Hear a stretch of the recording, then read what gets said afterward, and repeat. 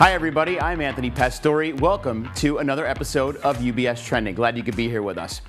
The markets continue their volatile run, and the Fed continues its tightening rhetoric. Is there still a case for value stocks in this environment? And speaking of inflation, how much more runway is there in front of us? Joining me now to have this discussion is Brian Mulberry, Client Portfolio Manager from our partners at Zacks Investment Management. Brian, really nice to have you on the show. There are certainly a lot of conversations that are going on right now about how investors have, over the last 12 months or so, shifted from growth to value stocks. And that's especially due to all the market volatility, which we're going to get into here in a moment. And of course, the general uncertainty in the environment itself. So as we're absorbing several of these rate increases with more to come from the Fed, do you think we can still expect value to continue to outperform at these levels? Yeah, on a 12-year look back or 12-month look back, large cap value is outperforming large cap growth by about 30%. And so I can certainly understand people thinking, well, we might be near the end of that cycle. But our view is simply that as long as interest rates are going to continue to go higher, our expectation would be for large cap value to continue to outperform. As we all know, higher interest rates make the value of future earnings worth less. And we learned that last night looking at what we saw, obviously, from Google and Microsoft, that we're starting to see declines in those earnings as advertisers are pulling back dollars, worried about a slowdown in the economy. And that obviously comes back around to the higher interest rate environment that we're in. So we would continue to expect other sectors outside of those long duration assets to continue to outperform until we get to a top in interest rates. Yeah, and that's interesting you should say that, because we're certainly waiting to see what the Fed will be doing next. We've got a meeting coming up in a couple of weeks.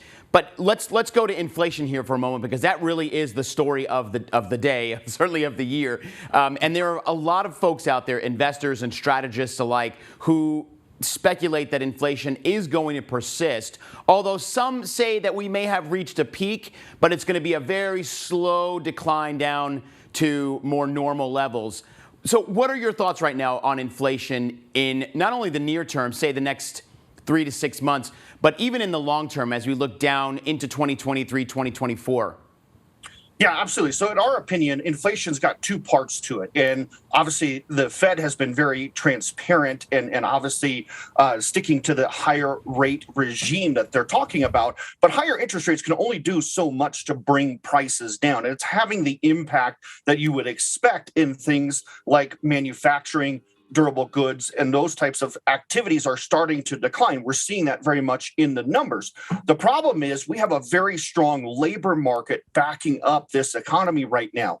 We have a lot of new job growth, and we're not seeing job losses at a rate that the Fed wants us to have in order to see where labor needs to be. They've openly said they want an unemployment rate of about 4.5%. In order to get there, that means we have to cull out about 1 million jobs from this current economy. So looking at the numbers month over month, we would need those new jobless claims to go up by about 100,000 jobs a month to be on track for the Fed's target. And we're certainly nowhere near that. We're basically in the same pattern, around 150 to 200,000 jobs lost each month. So in that view, more people working, and there is some wage growth. It's not keeping up with the rate of inflation, but wages are going up. That means more people working, making more money, spending more money in this economy. We would anticipate that prices would stay higher for longer as a result of that. Now, again, we are seeing some weakness in terms of commodities. Lumber and things like drywall are basically back down to where they were before the pandemic. The problem is if you're doing any type of a project that requires labor to install drywall, it still costs 3, 4, 5 times more than it did before the pandemic. Again, reflecting how tight the labor market is. And with that type of wage growth and that earning power, those people are spending more money in the economy. And so that's why we're seeing kind of the sticky parts of inflation stick around a little bit longer in this particular cycle. So we do believe that there will be near-term relief. We'll start to see the CPI numbers come down, we think, relatively quickly, but only to a certain level. So if we get from 8.5, 8.3, where we are right now, down to around 7 or so by the end of this year, I think that would be kind of a victory in terms of the Fed's thinking. But then the next leg down from 7 to 5 is probably relatively quick as well.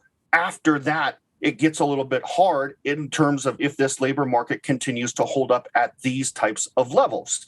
So that's kind of where we're thinking about inflation. What that means in terms of interest rates, bringing it back around, is that rates will probably have to stay higher for longer. And that's where we're seeing a lot of volatility in equities right now, is trying to price in just exactly what that terminal rate is going to look like. And then for how long will it stay there? So if the inflation rate is going to be higher than expected for longer than expected, we would simply assume interest rates would have to be held higher than for currently the market is expecting a little bit longer than what they're expecting right now. Right, exactly. Thank you, Brian. And it's interesting because a member of the Senate Banking Committee actually urged Chair Powell to consider the fact that if we continue on this path of tightening, it could jeopardize the full employment levels that we see today. So the labor market really is part and parcel of where we see most of the concerns coming down the pike. And you mentioned that as well. And it's something that we all can feel, especially when you look at the way, as you mentioned, prices of labor have gone up, even though the material costs have come back down. So it's going to be a really interesting journey as we go through the next couple of months into the next year. Thanks for that, Brian. But as we're wrapping up, I wanted to ask you, looking more specifically, I know that the discipline at Zacks Investment Management, you've navigated the market turbulence pretty well. How are you thinking about 2023, and how is this affecting your own thinking on portfolio positioning, and what would you say to investors? Yeah, it's a great question. And we made a big shift about a year ago in our strategy, and the dividend strategy in particular, overweighting consumer staples, getting ready for this higher interest rate environment. And it's not because we expected Coca-Cola, Pepsi, and Procter & Gamble to double in share price over this period of time. It's simply that they have a particular sustainability in their revenue stream. Now, profits are certainly under pressure because of inflation. The cost of everything is going up. But these are companies that have a brand loyalty, and they're able to continue to put products on shelves where consumers can buy them. That means they have earnings durability. And that's really going to be the key going forward until the interest rate cycle is done going higher. Once we reach that terminal rate and the Fed backs off and says, okay, we might have to keep rates here for now, but we won't go any higher, then we'll feel comfortable reallocating back to maybe some sectors that we've been underweight, like producer durables or consumer discretionary, where we can start to build in what we think might be a little bit better long-term growth picture.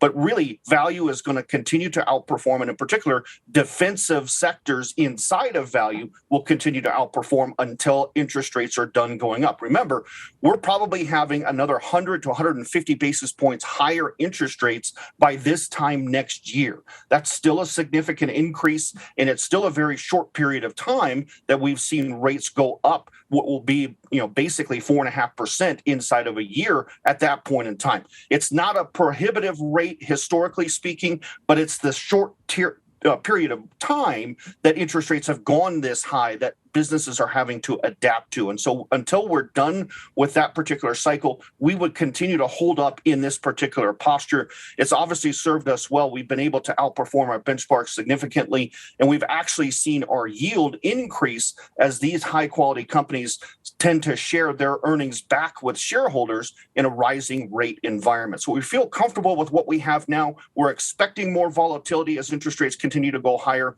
and that probably lasts for another 12 to 18 months in our view.